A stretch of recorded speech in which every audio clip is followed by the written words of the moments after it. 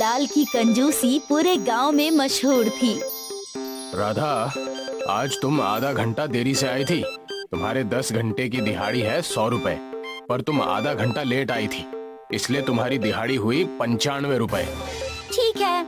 मैं हिसाब किताब में एकदम पक्का हूँ। कल से समय पर आ जाना, समझी? जी मालिक। सेठ गिरधारी लाल दूसरों के साथ ही नहीं बल्कि अपने खुद के परिवार के साथ भी कंजूस था। इस बार मैंने 2 बोरी चावल बोले हैं, आप किराने वाले को पैसे दे देना। अरे बाबा, 2 बोरी चावल? इतने सारे अनाज का हम क्या करेंगे? अरे इस महीने मेरे दोनों भाई आने वाले हैं, अब वो जवान है, खाना तो खाएंगे ही ना। सत्यानाश! अरे मैं हूँ कि मर मर के पैसे जमा कर रहा हूँ और तुम उसे लुटा रही हो। क्या जरूरत है तुम्हारे दोनों भाइयों को यहाँ आने की? वो उनके कॉलेज की छुट्टी है, कई सालों से मुझसे मिले भी नहीं, तो मैंने बोला कि दोनों आ जाओ। अरे बददिमाग औरत, तू खुद चली जाती ना अपने मायके कुछ दिनों के लिए। ये तो मैंने सोचा ही नहीं। अरे तो सोच, तू मायके जाएगी तो भाइयों के साथ माँ बाप बहनों सभी से मिल लेगी। हाँ, वैसे भी कई सालों से मैं अपने मायके नहीं गई। अरे तो जल्दी जा, सोच क्या रही है? मैं कल ही तेरी टिकट करवाता हूँ। ठीक है। गिरधारी लाल ने 1 बोरी अनाज बचा लिया और वो बहुत खुश था, पर उसे कहाँ पता था कि उसकी पत्नी का मायके जाना उसे इतना ज्यादा महंगा पड़ेगा। शाम को रेणुका बाजार से ढेर सारी शॉपिंग करके लौटी। अरे बाप रे, ये सब क्या है? शॉपिंग है और क्या। पर इतनी सारी? हाँ, अब जब मायके जाऊंगी तो खाली हाथ थोड़ी ना जाऊंगी। आपकी इज्जत का भी तो सवाल है, वरना मेरे मायके वाले कहेंगे कि रेणुका का पति तो कंजूस है, कुछ भी नहीं भेजा। आपको पता है, मैंने फिर भी आपके बहुत पैसे बचा लिए हैं। और वो कैसे? मैंने ये सब सेल में खरीदा है, 50% की छूट पे। ए भगवान, कोई तो इस बेवकूफ को समझा दो। तू चाहे सेल में खरीद या ना खरीद, फिर भी पैसे तो गए हैं ना। हाँ, वो तो है। गिरधारी लाल अपनी पत्नी को डांटता रहा, पर क्या फायदा, गिरधारी लाल के पैसे तो चले ही गए। खैर, अगले दिन गिरधारी लाल की पत्नी ट्रेन में बैठकर अपने मायके चली गई। अब कम से कम कुछ दिनों तक मेरे पैसे बचे रहेंगे। कुछ दिनों के लिए गिरधारी लाल बहुत खुश था। उसके घर में राशन भी बहुत कम ही आ रहा था। वो रोज रोज दाल चावल बनाकर खा रहा था। इसे कहते हैं ना पैसों की बचत। वरना रेणुका होती तो ये लाओ वो लाओ, ये सब्जी वो पनीर, बाप रे बाप, कितने पैसे नष्ट हो जाते मेरे। लगभग 1 महीने बाद रेणुका लौट आई और अब गिरधारी लाल के चेहरे पर उदासी छा गई।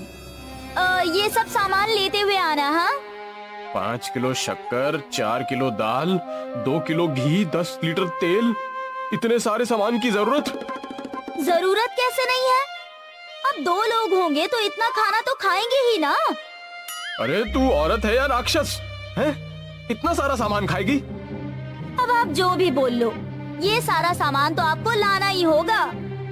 गिरधारी लाल रेणुका को समझाता रहा कि खर्चा कम कर दे, पर रेणुका कहाँ सुनती। वो अपने पति के कंजूसी से वाकिफ थी। फिर एक दिन रेणुका की तबीयत खराब हो गई। उसे हॉस्पिटल ले जाया गया। मुबारक हो, आपके घर में एक नया मेहमान आने वाला है। अरे मुझे कोई मेहमान नहीं चाहिए। मैं बोल रही हूँ कि आपकी पत्नी गर्भवती है। आपके घर में एक छोटा बच्चा आने वाला है। ये सुनकर गिरधारी लाल खुश हुआ, पर फिर वो पैसों के बारे में सोचने लगा। बच्चा आएगा मतलब खर्चे बढ़ जाएंगे। उसका खाना, उसके कपड़े, उसकी पढ़ाई का खर्च। हे भगवान! गिरधारी लाल के चेहरे पर 12 बज गए थे। ये देखकर उसकी पत्नी समझ गई। जरूर आप पैसों का सोच रहे होंगे, है ना? हाँ हाँ, क्यों ना सोचूं? आखिर पैसे तो मेरे ही जाएंगे ना। हाँ तो क्या हुआ, बेटा भी तो आपका ही है ना। अरे वही तो समस्या है। अब बच्चे के पैदा होने का खर्च, उसके खाने का खर्च, कपड़ों का खर्च, और फिर पढ़ाई का खर्च। अरे रे, आप इतने दूर चले गए। जब बच्चा पैदा होगा तो आपको सबको दावत देनी होगी, ये भूल गए क्या? क्या? रेणुका ने गिरधारी लाल को एक नई समस्या दे दी थी। उस दिन से गिरधारी लाल सोचने लगा कि वो कैसे दावत के पैसे बचाएगा। अरे कम से कम 40-50 लोग तो आएंगे ही, सबको भरपेट खाना खिलाना, वो भी पकवान। बाप रे बाप, मैं तो लुट जाऊंगा। मुझे कुछ ना कुछ तो सोचना ही पड़ेगा। यहाँ रेणुका की डिलीवरी का समय नजदीक आ रहा था और वहाँ गिरधारी लाल परेशान हो रहा था। क्या करूं, क्या करूं? आखिर एक दिन गिरधारी लाल को ये योजना मिल ही गई और उस दिन उसके चेहरे पर मुस्कान आई। रेणुका ने एक बेटे को जन्म दिया। गिरधारी लाल बहुत खुश था। अरे मेरा बेटा, तुम जितने चाहे उतने मेहमानों को बुलाओ दावत पे। क्या हुआ, आज सूरज पश्चिम से निकला है क्या? अरे वो तो पता नहीं, लेकिन आज मुझे बेटा हुआ है। इस खुशी में रेणुका ने अपने सारे परिचितों और रिश्तेदारों को न्योता दिया। वो कब से सबको दावत पर बुलाना चाहती थी, पर गिरधारी लाल की कंजूसी की वजह से वो कर नहीं पा रही थी। दावत वाली रात को गिरधारी लाल के घर में मेहमानों की भीड़ लगी थी। गिरधारी लाल ने अपने नौकर को आवाज लगाई, अरे शंभू, सभी मेहमानों के सामने पकवान रख दे। शंभू ने हर आदमी के सामने एक प्लेट रखी जिसमें बस 2 लड्डू थे। बस 2 लड्डू देखकर लोग हैरान रह गए। अरे ये क्या, बस 2 लड्डू? अरे अब कंजूस से और क्या अपेक्षा कर सकते हैं? अरे कम से कम यहाँ बुलाकर हमारा अनादर तो नहीं करना चाहिए था। लोग उठकर जाने ही वाले थे कि अरे अरे रुके रुके रुके, ये आपका अनादर करने के लिए नहीं, बल्कि ये एक खेल है।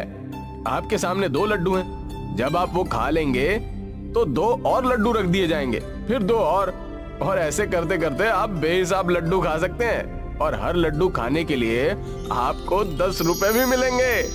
क्या कहा भैया, 10 रुपए?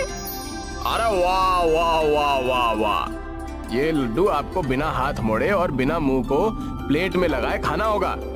अरे भला ऐसे भी कोई खा सकता है क्या? जरूर ये कंजूस हमें कुछ खिलाना ही नहीं चाहता। हाँ बिल्कुल, लगता है ये इसका कोई षड्यंत्र है। खाना खाने बैठे सभी लोग गिरधारी लाल की कंजूसी समझ चुके थे। इसी भीड़ में एक समझदार युवा था, गणेश। गणेश को एक तरकीब सूझी। वो सरपंच के पास गया और उन्हें अपनी योजना बताई। वाह, ये तो बहुत ही अच्छा आइडिया है। गणेश ने सभी गांव वालों को एक एक करके अपनी योजना बता दी और सारे खुश थे। और गिरधारी लाल को कुछ समझ नहीं आ रहा था कि आखिर ये हो क्या रहा है। ये लोग कितनी भी कानाफूसी कर लें, लेकिन कोई तरीका ही नहीं है जिससे ये लोग मेरे लड्डू खा सकें। पर गिरधारी लाल की ये गलतफहमी टूट गई जब उसने देखा कि सभी लोग अपने बगल में बैठे लोगों को लड्डू खिला रहे थे। अरे ये क्या? लोग लड्डू खाए जा रहे थे और गिरधारी लाल का सेवक लड्डू परोसे जा रहा था। मैंने 10 लड्डू खा लिए, लाओ मेरे 100 रुपए। हाँ भैया, मैंने तो 16 लड्डू खाए गिरधारी भाई। ये आपका अच्छा था, लड्डू भी खा लिए और पैसे भी दोगे। ये खेल रोज खेला करो हैं? पैसे ले और निकल यहाँ से, चल। एक एक करके गिरधारी लाल को हर एक को पैसे देने पड़े और अपनी जेब खाली देखकर ये दावत तो मुझे बहुत महंगी पड़ी। काश मैं लोगों को अच्छे से दावत दे देता, कम से कम मेरा खर्चा कम होता। इसलिए आपको हमेशा बोलती हूँ कि इतनी कंजूसी भी मत किया कीजिए, पर आप मेरी सुने तब ना। अब गिरधारी लाल बस अपना सिर पकड़कर बैठा था। वो करता भी तो क्या, उसके इतने सारे पैसे लुट चुके थे।